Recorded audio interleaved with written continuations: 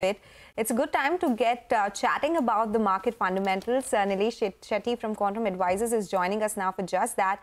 Nilesh, good morning. Thank you so much for joining in. You know, it's been like that, quite choppy this week so far. But now, right now, we can say that Nifty is up for the week and Bank Nifty too is contributing. Do you think with the Fed rate cut, that event being away, we will see some incremental gains coming in for the markets? So what is your expectation in terms of earnings for this year? Yeah, I mean, the Fed event was actually priced much before the actual event. So I'm not sure after cutting the rates, you will see significant move.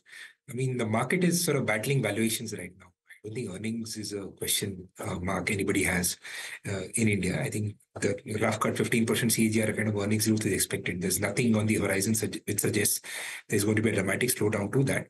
It's just that at the valuations that the market is trading at, can you make sort of double-digit returns, which you've made historically over long periods from equities?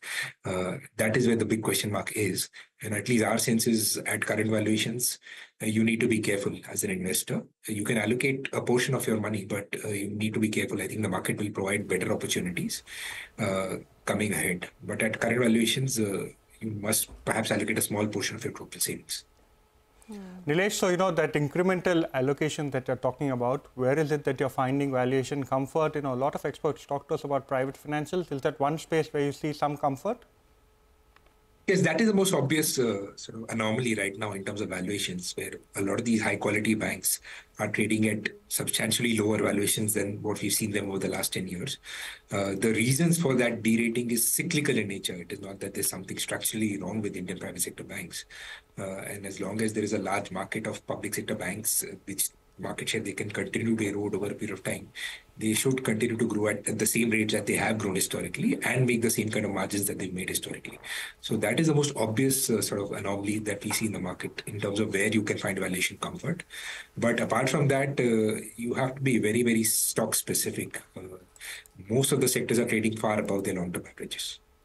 That has been the consensus because we have seen it across sectors, the big moves, the big, returns that most of these sectors have given as well. In that case, Nilesh, you said bottom-up approach would be good. Where are you finding maybe some sectors where there is relative valuation comfort? Is it industrials? Is it some of these manufacturing themes that you're liking? What is it that you would bet on? Yeah, the industrial and manufacturing theme is perhaps the most expensive in the market right now. There is nothing which suggests these companies will grow at the rate that the valuations demand from these companies. I mean, it's similar to the valuation that we saw in the 2003 to 2007 boom, while the earnings are growing at half that rate. So that is actually a space we have zero allocation to. Selectively, we found, at least over the last sort of 6 months, names in sort of insurance companies, a broking company that we continue to hold and like in terms of valuation, a general insurance company that we sort of have liked over a period of time. And that is where we found some valuation opportunities come through.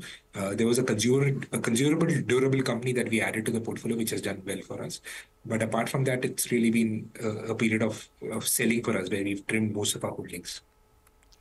Nilesh, could you just hold on? You know, our colleague Horma is right now. It did touch that single-digit mark as well.